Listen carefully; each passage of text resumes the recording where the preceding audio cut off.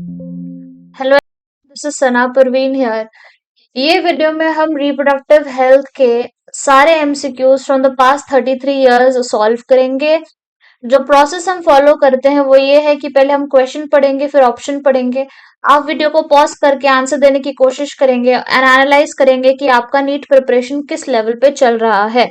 So let us get started with the first question here. पहला जो question है, let us read that question says that in the context of amniocentesis कौन सा statement incorrect है।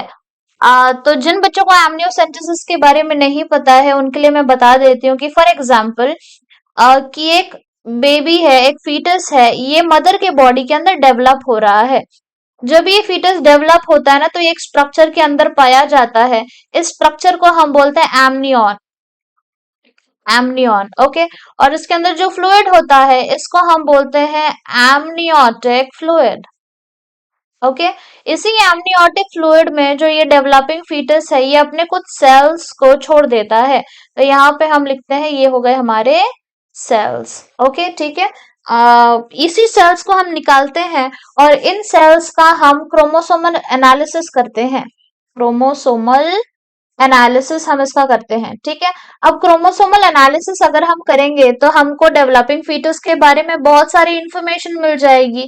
For example हमको information मिल जाती है कि बच्चे को डाउन सिंड्रोम है या नहीं है, okay.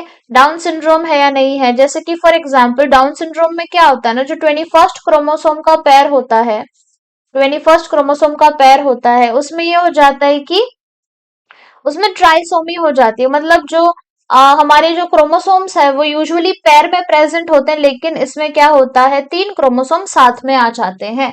Okay fine. So we can know about Down syndrome, हम पता लगा सकते हैं। एक और जो बात है वो यहाँ पे ये है, क्योंकि हम क्रोमोसोमल एनालिसिस कर रहे हैं, हम डेवलपिंग फीटस का सेक्स डिटर्मिनेशन भी कर सकते हैं।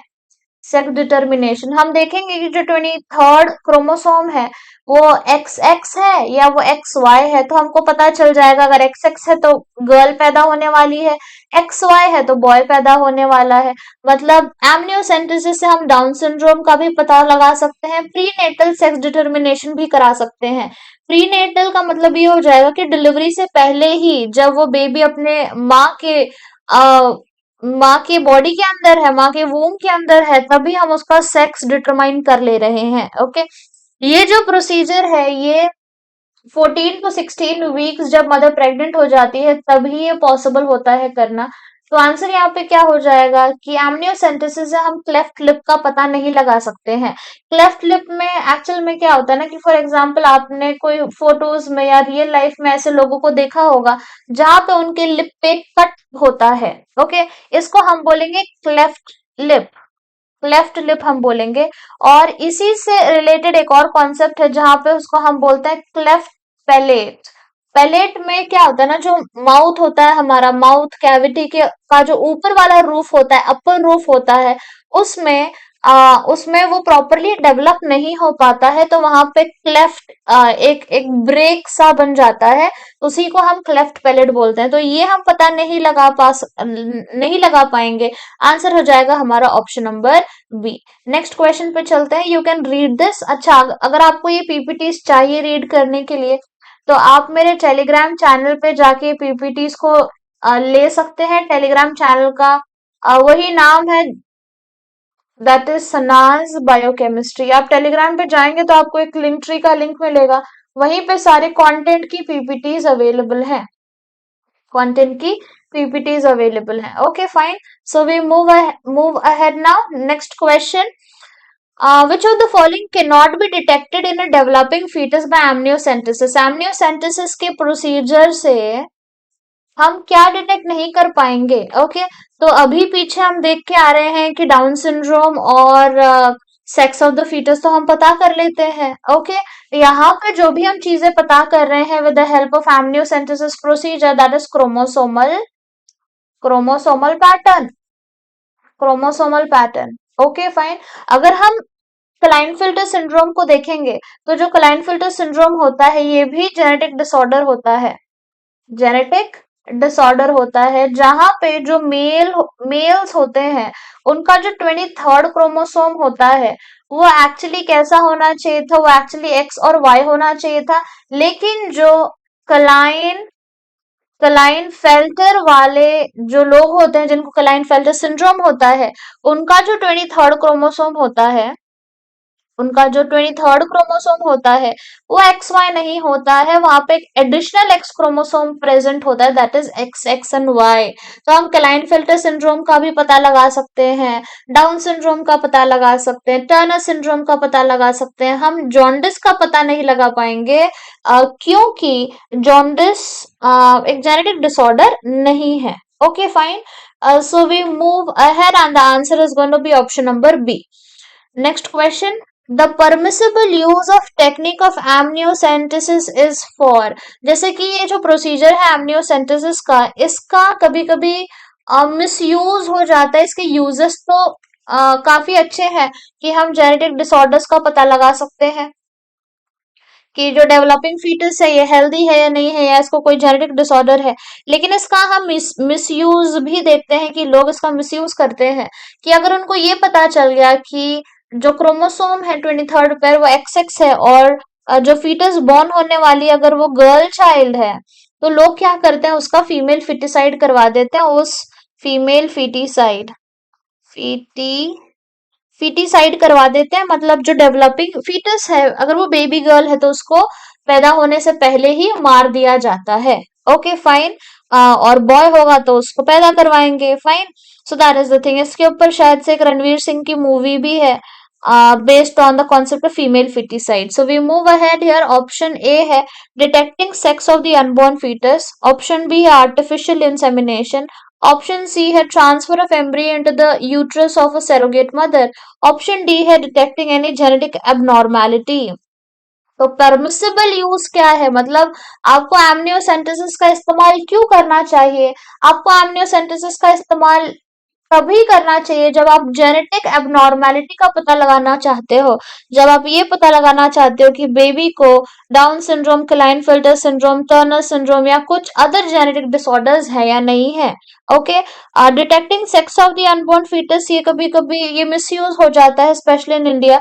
सो the use of it is to find out genetic abnormality. Next question. Fetal sex can be determined by examining cells from the amniotic fluid by looking for। अच्छा, तो हम देखो कितना अच्छा सवाल है ये। हमने ये बोला था कि हम क्रोमोसोमल पैटर्न को एनालाइज करते हैं, क्रोमोसोमल पैटर्न को हम एनालाइज करते हैं। ओके, तो या तो मतलब एग्जाम्पल फीमेल है, या तो फिर अगर फीमेल होगी तो उसका एक्स एक्स क्रोमोसोम होगा, मेल होगा तो उसका एक्स वाई क्रोमोसोम होगा। ओके, तो अगर हम देखेंगे तो एक्चुअल में ना जो क्रोमोसोमल पैटर्न है हम फीमेल में देखते हैं कि इसमें ना एक मतलब अगर फीमेल है ना तो उसमें बार बॉडीज हमको दिखाई देती हैं, और मेल्स होंगे ना तो उसमें हमको बार बॉडीज नहीं दिखाई देती हैं। बार बॉडीज क्या है वो मैं आपको बताती हूँ। काइस्मेटिक इज नथिंग बट, आपने सेल डिविजन में पढ़ा होगा, जब एक क्रोमोसोम दूसरे क्रोमोसोम के ऊपर ऐसे ओवरलैप हो जाता है तो यहाँ पे जो स्ट्रक्चर बनता है इसको हम बोलते हैं chiasmata. Chiasmata. Okay fine, so chiasmata is not the answer. Kinetochore क्या होता है? काइनेटोकोर भी सेल डिवीजन से ही रिलेटेड है, जहां पे सेंट्रोमियर के साइड में एक प्रोटीन का रिंग प्रेजेंट होता है जिसको हम काइनेटोकोर बोलते हैं, जिसपे आके स्पिंडल फाइबर्स अटैच होती हैं। ये भी सेल डिवीजन का पार्ट है, मतलब इतने सारे तो नहीं होंगे। इसमें आके क्या अटैच होगा? यहाँ पे आके अटैच हो जाएगा, 1 सेकेंड, यहाँ पे आके अटैच हो जाएगा इस तरीके से spindle fibre, spindle fibre. Okay, autosomes तो आपको पता है, ऑटोसोम तो मेल एंड फीमेल में सेम ही होगा ना, मेल एंड फीमेल में ऑटोसोम तो सेम ही होगा, 22 पेयर्स और ऑटोसोम, तो ऑटोसोम से भी नहीं पता लगेगा, काइस्मेटा से भी नहीं पता लगेगा, काइनेटोकोर से भी नहीं पता लगेगा, तो किससे पता लगेगा? इससे हमको बार बॉडीज से पता लगेगा। ओके, तो अब हम देखते हैं बार बॉडीज क्या होती है। Barr body is a small densely stained structure in the cell nuclei of the females consisting of a condensed inactive X chromosome। Okay, it is regarded as a diagnostic of genetic femaleness. अगर हम देखेंगे तो जो बार bodies है ये female में पाई जाएंगी, बार bodies mail में पाई नहीं जाएंगी. बार body is a structure consisting of a condensed X chromosome that is found in the non-dividing nuclei of the female mammals. Okay, amniotic fluid contains fetal skin cells that are stained to determine the presence of sex chromatin bar body. The presence of bar body indicates that the developing fetus is female with 2X chromosomes. Okay, तो 2X chromosomes है female में, इसमें बार body हमको दिखाई देगी, present है, तो इसको हम बोल देंगे कि फीमेल पैदा होने वाली है. एक्स वाई होगा तो हमको बार बॉडी नहीं दिखाई देगी, हम बोलेंगे इसको मेल पैदा होने वाला है. ओके, अगर दो मतलब इसमें ना फीमेल में हमको कितनी बार बॉडीज दिखाई देती है, एक बार बॉडी दिखाई देती है, और मेल में हमको कितनी बार बॉडीज दिखाई देती हैं, एक भी नहीं, 0 Barr bodies. So you can identify easily. Next question, which of the following contraceptive method involve a role of the hormone. कौन सा ऐसा कॉन्ट्रासेप्टिव है जहां पे हार्मोन का रोल इन्वॉल्व है. ओके, तो अगर हम इसको देखें तो हम एलिमिनेशन से इसको सॉल्व कर सकते हैं. अब बैरियर मेथड में कोई भी हार्मोन का इन्वॉल्वमेंट नहीं रहता है. ओके, देन वापस से यहाँ पे ऑप्शन सी में बैरियर मेथड हमको दिखाई दे रहा है. इसके बाद हम यहाँ पे कॉपर देख रहे हैं, तो मतलब एलिमिनेट हमने कर दिया ACD. आंसर क्या हो जाएगा, ऑप्शन बी हो जाएगा. नीट 2019 का क्वेश्चन है. Lactation amenorrhoea pills and emergency contraceptive में हार्मोन का रोल इन्वॉल्व रहता है. Okay, so let us now discuss about all these concepts here. तो जो फर्स्ट पॉइंट है that is lactation, lactation amenorrhoea, amenorrhoea. Okay, तो लैक्टेशन एमेनोरिया में क्या होता है ना कि जब फॉर एग्जांपल मदर का ब्रेस्ट है, मदर का ब्रेस्ट है, और इस ब्रेस्ट से, ये मदर की बॉडी, मदर का ब्रेस्ट है, यहाँ पे क्या कर रहा है, यहाँ पे जो बेबी है ये सक कर रहा है. जब ये बेबी सक करता है, ये सकलिंग प्रोसेस होता है, तो यहां से ना सिग्नल जाता है हाइपोथैलेमस को, हाइपोथैलेमस को जाता है, और बॉडी में एक हार्मोन सर्कुलेट होने लगता है जिसको हम बोलते हैं प्रोलैक्टिन. ओके, तो प्रोलैक्टिन डोमिनेट करता है ब्रेस्ट फीडिंग के टाइम पे. उस टाइम पे जो बाकी के हॉर्मोन्स होते हैं बॉडी में, इनका जो नॉर्मल सिक्रीशन होता है ये डिस्टरप्ट हो जाता है. इसीलिए हम बोलते हैं कि जो लैक्टेशन एमेनोरिया है ये एक हार्मोन इसमें प्रोसेस में इन्वॉल्व रहेगा. ओके, पिल्स में तो हमको पता ही है कि इसमें हॉर्मोन्स ही होते हैं, या तो प्रोजेस्टोजन, या तो प्रोजेस्टोजन ईस्ट्रोजन के कॉम्बिनेशंस होते हैं. इमरजेंसी कॉन्ट्रासेप्टिव में भी हॉर्मोन्स ही पाए जाएंगे. ओके, तो आंसर क्या हो जाएगा हमारा, lactation amenorrhoea, pills and emergency contraceptive. You can read this for yourself. Next question. Select the hormone releasing intrauterine device. तो IUDs होते हैं जिसको यूट्रस में इंसर्ट कर दिया जाता है, जैसे कि ये हो गया यहाँ पे हमने IUD इंसर्ट कर दी, इंट्रा यूट्राइन डिवाइस. तो ये जो इंट्रा यूट्राइन डिवाइस होती है 3 टाइप की हो सकती है. पहला होता है non medicated, non medicated. Okay, उसके बाद होता है कॉपर रिलीजिंग IUD, और उसके बाद होता है एक और होता है hormone, hormone releasing IUD, hormone releasing IUD. Okay, तो हमको किसके बारे में पूछा गया है, हमको हार्मोन रिलीजिंग आईयूडी के बारे में पूछा गया है. ऑप्शन ए में जो लेपिस लूप है ये lapis loop is non medicated IUD, तो ये तो गलत हो जाएगा. ठीक है, वॉल्ट्स में तो कोई हार्मोन प्रेजेंट ही नहीं होता है, तो ये भी गलत हो जाएगा. ठीक है, उसके बाद में इफ वी सी और क्या बचता है हमारे पास, उसके बाद में अगर हम देखेंगे तो जो ये वाला है multiload 375, this is copper releasing IOD. Multiload 375 copper releasing IUD है। ओके, तो आंसर हमारा क्या हो जाएगा? Option D, Progestasert and LNG-20। ये नीट 2019 का सवाल है। फाइन, तो hormone releasing, you have to learn this, ये आपको लर्न करना है। इसके मैं अभी यहाँ पे लिखा देती हूँ ताकि आगे के जो क्वेश्चंस आएंगे आप उसका आंसर सही तरीके से कर पाए। नॉन मेडिकेटेड आईयूडी का एग्जांपल आपको लर्न करना है Lippes loop. Copper releasing IUD का एग्जांपल आपको लर्न करना है multiload 375, copper T and copper 7। उसके बाद में हार्मोन रिलीजिंग आईयूडी का आपको एग्जांपल लर्न करना है, जहां पे एग्जांपल है LNG-20 and Progestasert. Okay, fine. So I hope you can now answer the questions which might come up. Next question. Which of the following is the correct statement? कौन सा statement IUD के बारे में correct है? Option A है IUDs once inserted need not be replaced, मतलब एक बार IUD लगा दिया तो लगा दिया, अब इसको रिप्लेस करने की जरूरत नहीं है। IUDs are generally inserted by the user herself. IUDs increases phagocytosis of the sperm in the uterus. IUD suppresses gametogenesis. You can read it, you can try to answer the question.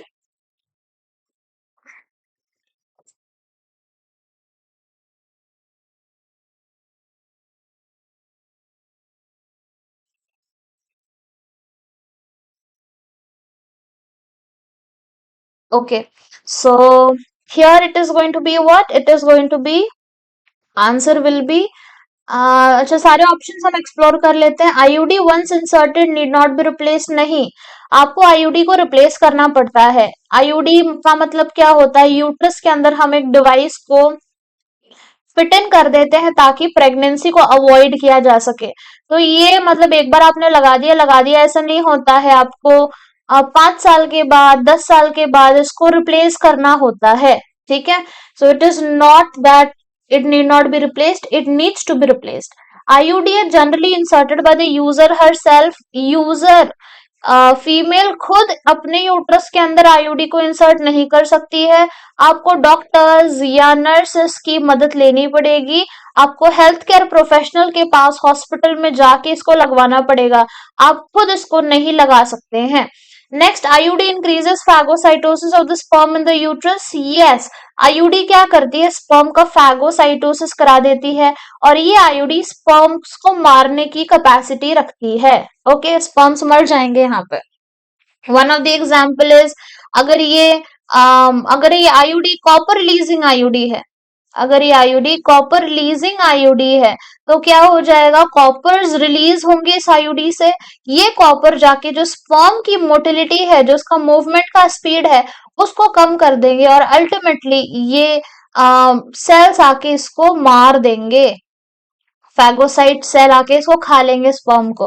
Okay, तो phagocytosis करवा सकती है IUD. Next is IUD suppresses gametogenesis, नहीं, IUD gamete बनने के process के ऊपर कोई भी असर दिखाती नहीं है। Okay, answer is going to be option C. Next question, the contraceptive Saheli एक ओरल कॉन्ट्रासेप्टिव है, ओरल कॉन्ट्रासेप्टिव है जो कि CDRI लखनऊ ने बनाया था। ठीक है, उस कॉन्ट्रासेप्टिव का नाम हमने सहेली दिया था। तो सहेली का मैकेनिज्म ऑफ एक्शन क्या है? Option A, blocks oestrogen receptors in the uterus preventing egg from getting implanted, increases the concentration of oestrogen and prevents ovulation in the females, is an IUD is a post coital contraceptive. कौन सा statement यहाँ पे सही है? Okay, तो answer यहाँ पे क्या हो जाएगा? आंसर हो जाएगा, अगर हम देखें तो जो सहेली का पिल होता है वो, फॉर एग्जाम्पल ये यहाँ पे इस तरीके से ईस्ट्रोजन का रिसेप्टर प्रेजेंट है, ईस्ट्रोजन का रिसेप्टर प्रेजेंट है। ओके, इसके ऊपर जब ईस्ट्रोजन आके बैठेगा, हार्मोन ईस्ट्रोजन आके हार्मोन बैठेगा तब आगे का प्रोसीजर होगा। ओके, लेकिन सहेली क्या करती है ना, ये ईस्ट्रोजन के रिसेप्टर को ब्लॉक कर देती है, ईस्ट्रोजन के रिसेप्टर को ही ब्लॉक कर देती है। ओके, तो आगे का प्रोसेस नहीं हो पाएगा। सो आंसर क्या हो जाएगा? It blocks oestrogen receptor in the uterus. Uterus में जो ईस्ट्रोजन रिसेप्टर्स है उनको ब्लॉक कर दिया जाएगा, preventing eggs from getting implanted, और एग का इम्प्लांटेशन जो मैंने बोला ना फर्दर प्रोसेस नहीं हो पाएगा, तो एग का इम्प्लांटेशन नहीं हो पाएगा। आंसर क्या हो जाएगा हमारा ऑप्शन नंबर ए। अब इसके बारे में थोड़ा सा हम इसका एक्सप्लेनेशन पढ़ लेते हैं। सहेली is a mini pill which contains a non steroidal preparation, मतलब इसमें ना स्टेरॉइड हॉर्मोन्स प्रेजेंट नहीं होते हैं, जैसे हमारे बाकी के पिल्स होते हैं उसमें स्टेरॉइड हॉर्मोन्स प्रेजेंट होते हैं, इसमें स्टेरॉइड हॉर्मोन्स प्रेजेंट नहीं है। और इसमें केमिकल कंपाउंड प्रेजेंट है जिसका नाम है सेंटक्रोमैन, which is taken once in a week after an initial intake of twice a week dose for 3 months.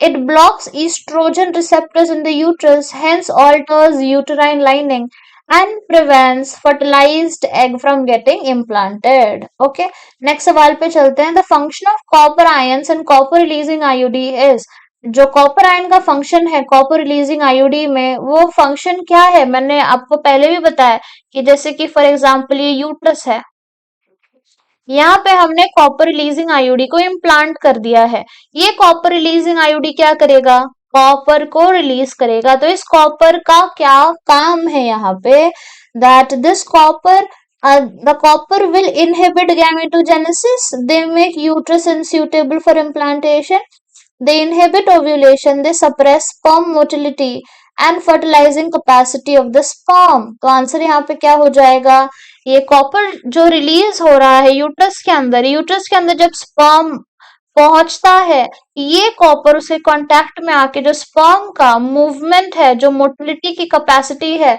जो उसका स्पीड था मूवमेंट का, ये क्या हो जाता है, ये अफेक्ट हो जाता है और स्पर्म की मोटिलिटी धीरे धीरे हो जाएगी। तो वो कैसे एग के पास पहुंचेगा, एग वेट कर रहा है लेकिन इसकी इतनी स्पीड स्लो करा दी कॉपर ने कि एग के पास पहुंच ही नहीं पाएगा और फर्टिलाइजेशन नहीं हो पाएगा।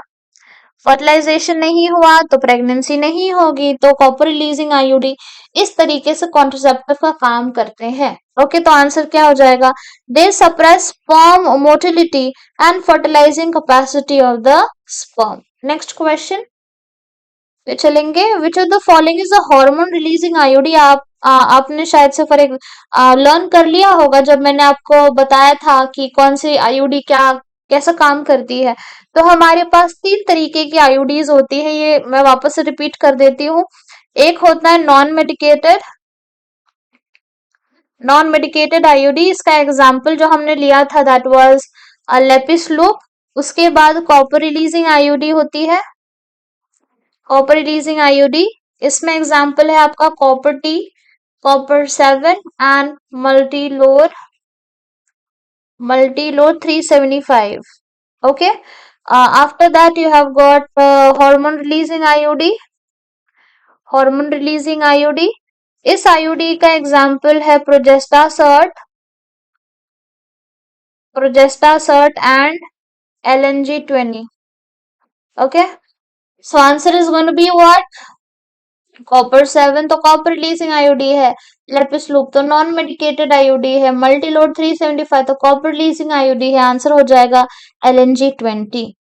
Next question, which of the following is incorrect regarding vasectomy.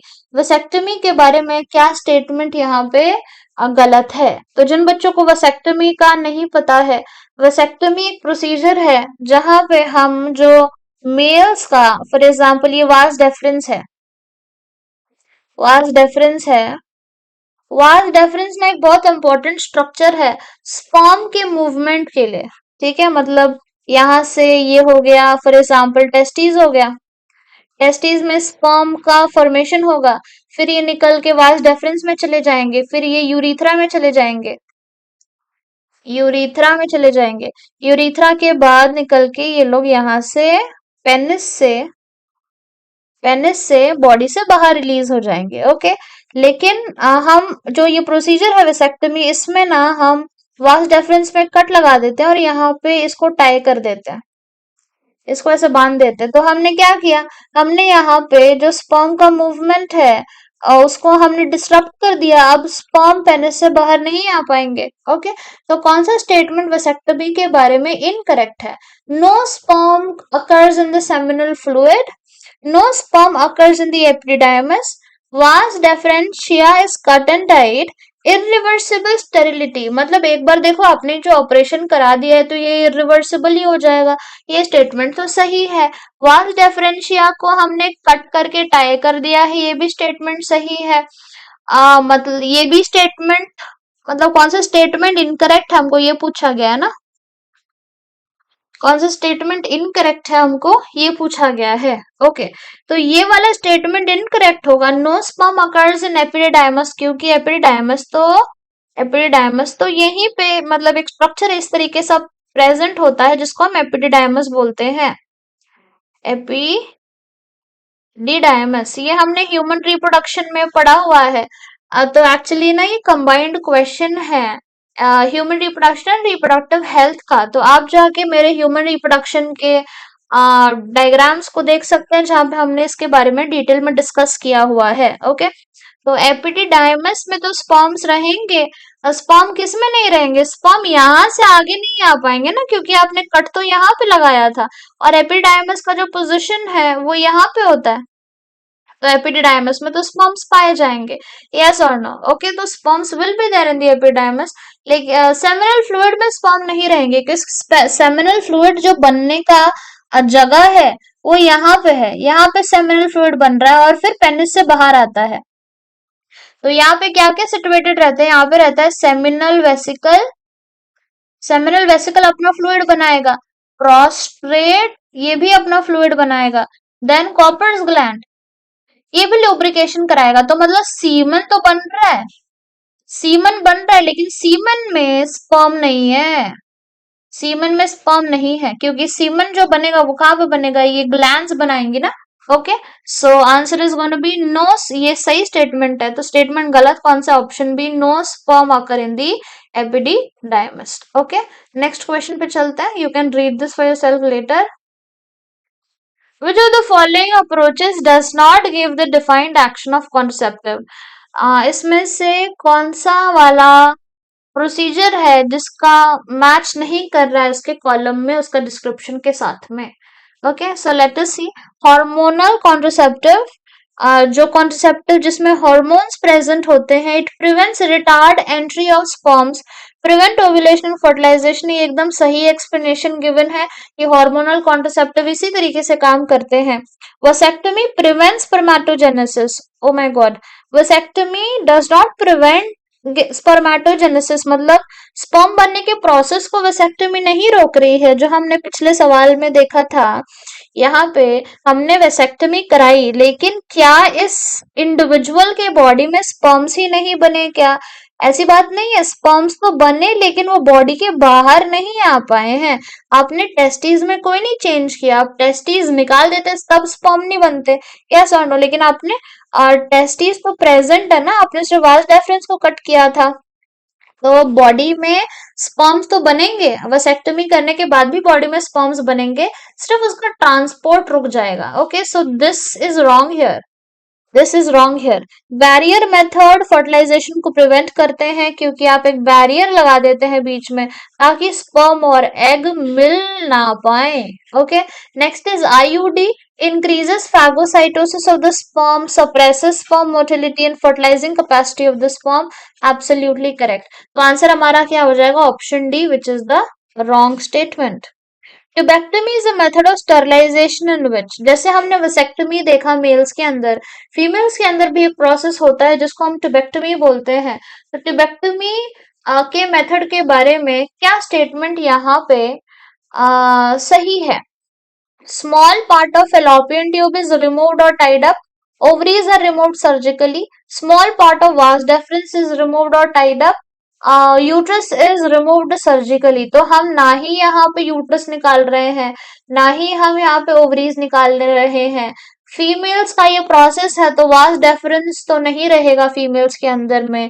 तो क्या करते हैं हम, जो ये यूट्रस है, ये जो यूट्रस है, यहाँ पे फेलोपियन ट्यूब है, यहाँ पे ओवरी है, ओवरी से एग निकला, यहाँ पे आ गया, ठीक है, और यहाँ से स्पर्म आ रहे हैं, फॉर एग्जाम्पल यहाँ पे स्पर्म आ रहे, तो हम चाहते हैं कि स्पर्म और एग एक दूसरे से ना मिले, यहाँ पे हम कट लगा देते हैं फेलोपियन ट्यूब में, यहाँ पे हम टाई कर देते हैं, यहाँ पे भी हम टाई कर दे, तो हमने रास्ता यहाँ पे ब्लॉक कर दिया है, रोड हमने ब्लॉक कर दिया है। तो हमने क्या किया, हमने small part of fallopian tube को काट के निकाल दिया और उसको हमने टाई कर दिया है ताकि स्पर्म और एग ना मिल सके। Next question, which of the following is a hormone releasing IUD? इसको हम बहुत बार डिस्कस कर चुके हैं।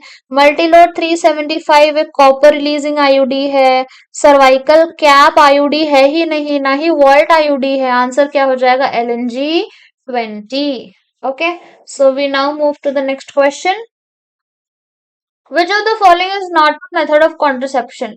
इसमें से कौन सा एक मेथड ऑफ कॉन्ट्रसेप्शन नहीं है? Which one is not a method of contraception? Condoms है method of contraception, Lippes loop है मेथड ऑफ कॉन्ट्रसेप्शन, ट्यूबेक्टमी है मेथड ऑफ कॉन्ट्रसेप्शन। ये वाला मेथड ऑफ कॉन्ट्रसेप्शन नहीं है क्योंकि ऑक्सीटोसिन एक बर्थ हार्मोन है, बर्थ हार्मोन है। ओके, और वैसोप्रेसिन का जो काम होता है वो ये होता है कि it is anti diuretic, anti diuretic hormone. और ये क्या काम करता है, इट रीअब्सॉर्ब्स वाटर, रीअब्सॉर्ब्स वाटर। कहां से अब्सॉर्ब करेगा, रीअब्सॉर्ब करेगा वाटर को रीनल ट्यूब्यूल से, रीनल ट्यूब्यूल से। ओके, और ये पानी को कंजर्व करेगा बॉडी के अंदर, कंजर्व्स वाटर, कंजर्व्स वाटर। ओके, सो मतलब इसका तो कोई रोल ही नहीं है ना, इन दोनों का कोई रोल ही नहीं कॉन्ट्रसेप्शन में। तो आंसर क्या हो जाएगा हमारा, ऑप्शन नंबर बी। जो पिल्स होती है ना, ओरल कॉन्ट्रसेप्टिव में जो पिल्स होती है उसमें ऑक्सीटोसिन वैसोप्रेसिन नहीं होता, उसमें ईस्ट्रोजन प्रोजेस्टेरोन होता है। Okay, so we move ahead, which is the figure given below showing in particular ovarian cancer, uterine cancer, tubectomy और vasectomy? तो अगर हम देखेंगे तो ये हमको फीमेल रिप्रोडक्टिव सिस्टम का पार्ट दिखाई दे रहा है, जहां पे हम थोड़ा सा डायग्राम ब्लरी है। ये फिलोपियन ट्यूब में यहाँ पे कट करके टाई कर दिया गया है। तो आंसर क्या हो जाएगा, आंसर हो जाएगा tubectomy. Next, which of the following is the most widely accepted method of contraception in India at present? India में सबसे ज्यादा इस्तेमाल करने वाला कॉन्ट्रसेप्टिव मेथड कौन सा है? आंसर क्या हो जाएगा हमारा, option D, intra uterine devices. Okay, बच्चे ट्यूबेक्टमी मार्क कर देते हैं, आंसर वो नहीं है। सबसे ज्यादा इंडिया में फेमस है आईयूडी, एनसीईआरटी का स्टेटमेंट है ये। Next question, IU copper copper releasing copper ions release from copper releasing IUD, ये क्या करता है, ये हम बहुत बार डिस्कस कर चुके हैं, I am not gonna repeat it again. क्या करेगा, आप इसको वीडियो को पॉज करके आंसर करने की कोशिश करें। It will suppress sperm motility, copper ion sperm के मूवमेंट वाली स्पीड को कम कर देता है। स्पर्म फास्ट मूव कर रहा था, कॉपर के कांटेक्ट में आया, स्लो मूवमेंट हो गया। Next one, given below are four methods and their modes of action in achieving contraception. Select their correct matching from the four options that follow. The pill prevents sperm reaching the cervix. Condom prevents implantation. Vasectomy prevents ovulation. Copper T, semen contains no sperm. तो हमको इसको match करना